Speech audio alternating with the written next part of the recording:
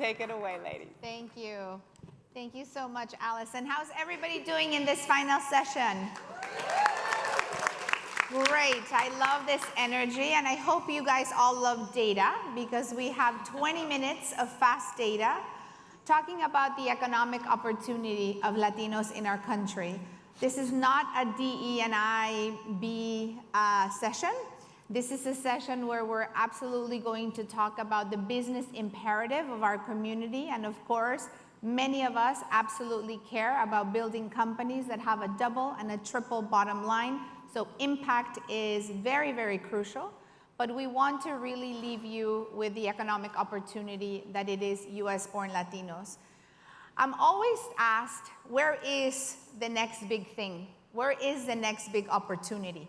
Should I invest in Mexico? We saw that venture capital did a lot of venture investing in Latin America, Mexico, Colombia, Brazil.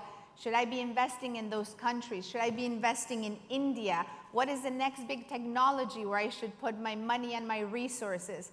The answer is where you should put your money and your resources is in your own backyard, and it's called US Latinos. This is a demographic that is growing at the most accelerated rate when it comes to workforce development. They're entering the workforce at the most accelerated rate than any other demo, highly enrolled in college, buying more homes than anyone else, and contributing in a very positive way to America's GDP. All of my data comes from my good friend Ana Valdez, so I am not going to steal what she's going to say. But Ana leads the Latino Donor Collaborative, and thanks to their work, we're able to make this case for why Latinos are good business and not just charity. And you should not think about just charity when you think of underrepresented groups, but also about the economic opportunity that we represent. Yeah. So I'm going to start with Ana to level set why everyone in this room, whether you're a Latino or not, should care about this incredible economic opportunity. I know you have so much data, and everybody who has the app from the conference, in this session, there are links to all the data and more than Ana will share, and also on her website of the Latino Donor Collaborative. But for now, Ana, share with us, what are the top numbers that shock people out of all of your reports? Right, thank you. Well, first of all, thanks for having me. And I only have 2 minutes, so I'm gonna hurry up. But just for you to know, I don't know if you know this. First of all, Latinos are the largest minority in the country. We are almost 20%. So 1 out of every 5 Americans is a Latino. So for me, that's like amazing. And then, of course, because we're such a young population, 1 out of every 4 25-year-olds or less is a Latino.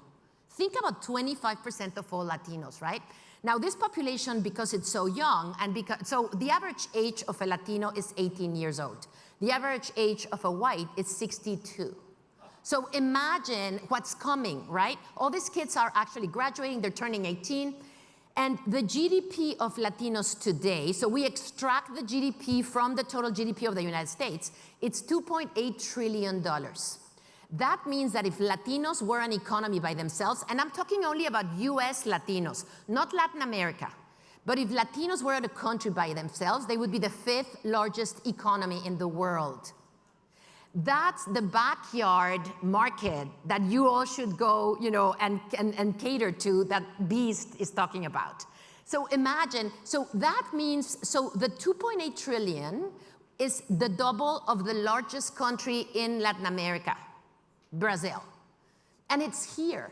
And because of this lack of knowledge, the lack of really understanding the community, it's a lot of opportunity being left on the table because people don't know that, right? Last number, because I know my 2 minutes are up. Latinos, I warned her, no. I know. Latinos are bringing, in the next 10 years, 82% of all the new workforce in this country. All the addition to the workforce of this country in the next 10 years comes from Latinos, and it comes from Latinos being born here, because immigration from Latin America is negative since 12 years ago. So 90% of the young people in America that is Latino was born here. So thank you. No, thank you so much. And there's so much more data there, so I encourage everybody to look at Ana's reports and go to her website. Let's talk about entrepreneurship. And I know this hour is going to be highly focused on access to capital and entrepreneurship. And Jessica was responsible for really being one of the first people who developed the Stanford program for entrepreneurs, which I benefited from. And I know there's some Wells Fargo people here that's funded it, so I'm very grateful for that. But you worked in this program on how to scale Latino businesses, right?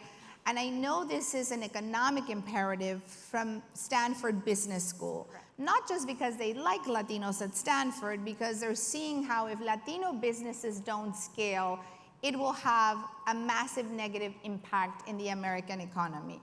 And I know you have more data around that and around the resiliency of our community, even during economic downturns. Can you share a little bit about that perspective? Absolutely, and it's such a timely topic given the economic downturn I think we're living through right now.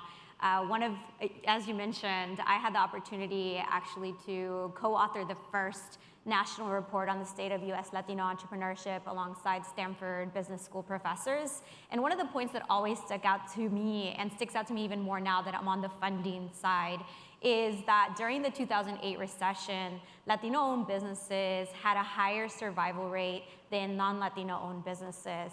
And in fact, U.S. Treasury Secretary Janet Yellen reported that between that time of the Great Recession, so 2007 to 2012, the number of Latino-owned businesses grew by 3.3%, while other businesses declined 3.6% during that same time period. And you might be saying that that's old data, right? 2007, 2012, a whole decade ago. Don't worry, there's new data.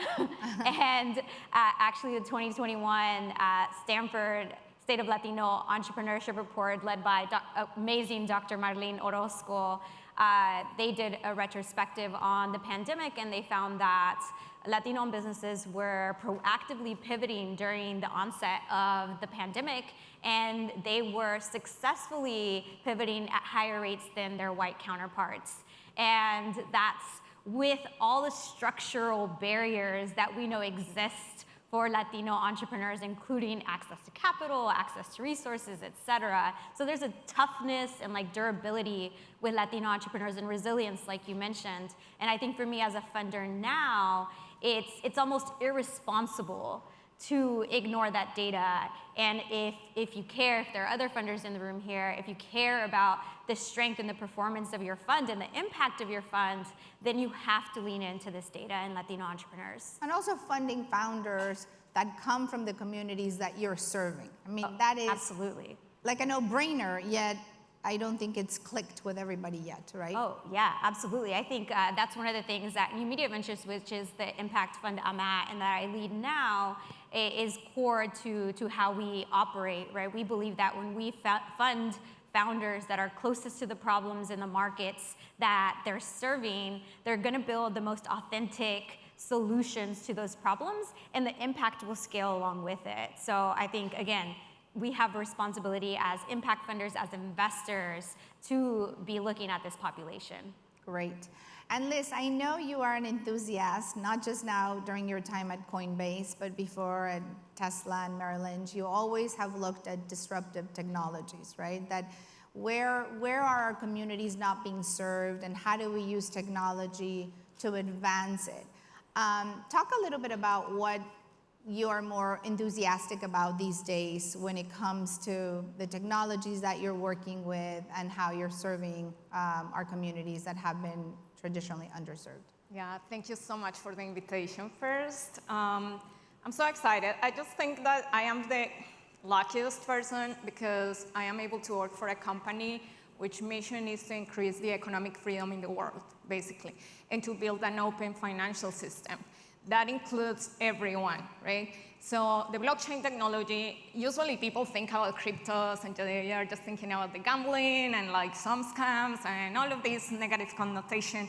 But I want to address that we are thinking more about the technology and what this is enabling for the underserved or communities that have been having lack of access to traditional financial systems. Funny enough, a couple of weeks ago, there was this survey that Coinbase did for the whole country, and the best perception for cryptos and for the future of cryptos was found in minorities. In the Hispanic community, it was around 29% of Latinos actually believe that crypto and the blockchain technology is going to serve them in the future. Of course, we are not there yet. We need to have more people on board on this technology. But from the Coinbase standpoint, we have had different strategies this year, and we actually did a relaunch in Brazil. So companies in the US also get income from Latino countries, and those are big opportunities out there. We have another one that we can talk about that one later, about the remittances or international transfers. And it's just very interesting because if you increase the economic tools and access, you are going to unlock incredible things. If you take away the gatekeepers, if you see this technology as, artists that are hitting records like Bad Bunny or, Peso Pluma. However you want to call it, and painters, all kind of artists, now with NFTs. They have a different set of tools that they don't need anybody in the middle, so they cannot make the royalties. They always get screwed by the labels or something like that. Same is going on with the financial system, right? So it's not just constrained to financial tools, but it's just allowing access that is more fair for everyone. Of course, and we've all heard, right? Talent is equal, but opportunity is not. So access is definitely critical here. Let's stay with you, Liz, and talk a little bit about what you mentioned very briefly, which is remittances. Remittances, just thinking about, and this is the second largest after India, from the US sending to another country, and it is Mexicans in the US sending money to Mexico, $60 billion every year. That's an industry that desperately needs to be disrupted. I know you guys are already there because of two things. Clearly, you see the economic opportunity as a company, so there you have your double bottom line, but you also see that it is very, very critical for our community to have a fair exchange. And this has happened for centuries where they're sending money and those fees are incredibly predatory. So talk a little bit about what Coinbase has seen as far as the economic opportunity with Latinos by doing good, also doing well with this initiative using blockchain for remittances. Yeah, and that's amazing. It's sometimes quite hard to get into that market because also other countries have their own regulations. So not everywhere is easy to kind of go ahead and do it, right? However, we have right now a program with Mexico where you can send USDC, which is our stable coin, right, to someone who is in Mexico with just, your account. And they will go to an OXXO, they will go to any bank. We have an agreement with a lot of institutions, and they are gonna withdraw peso mexicano.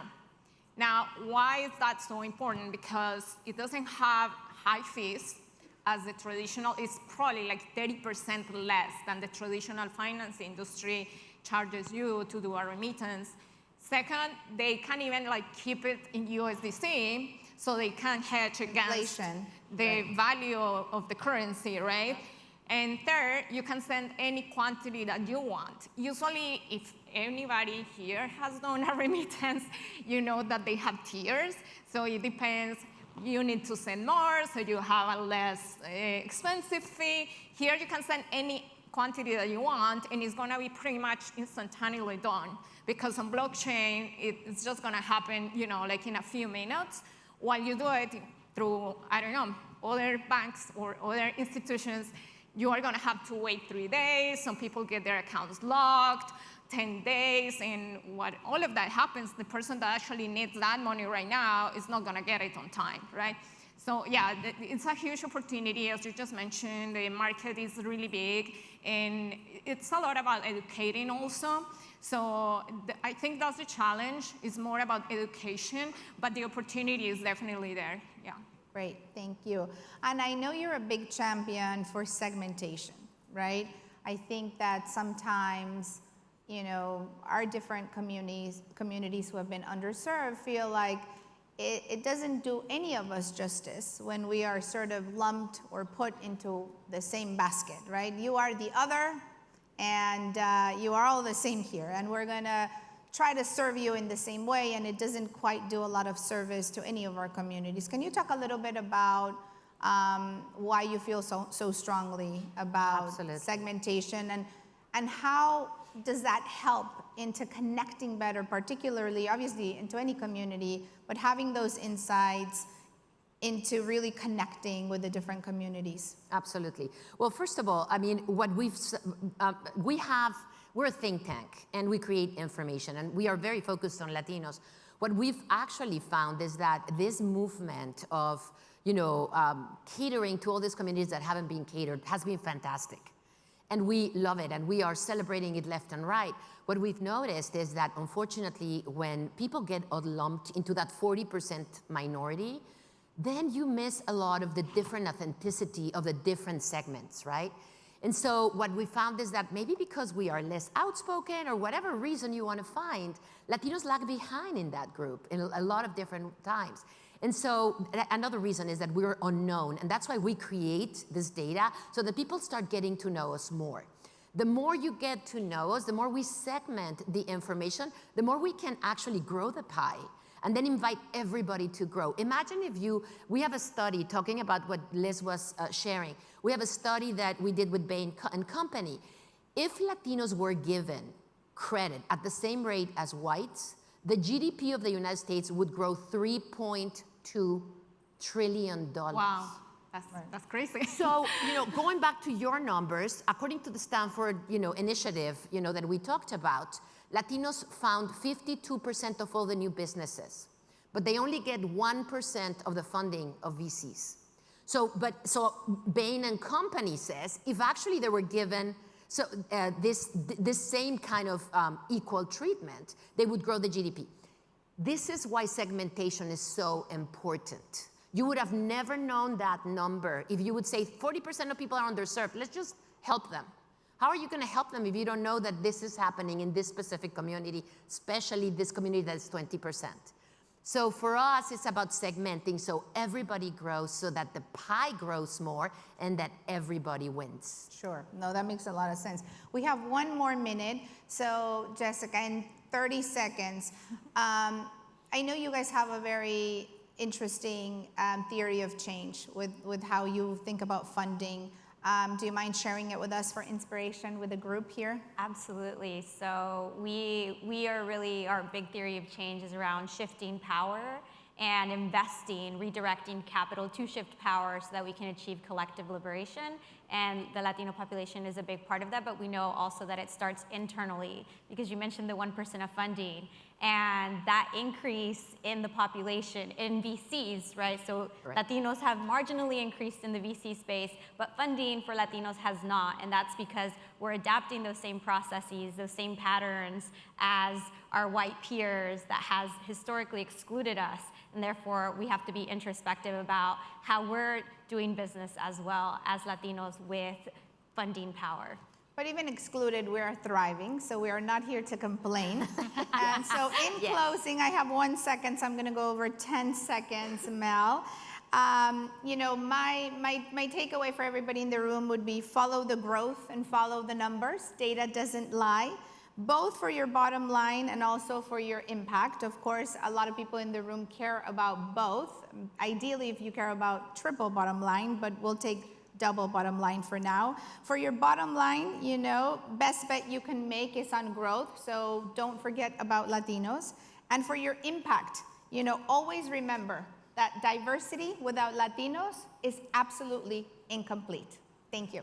Yeah.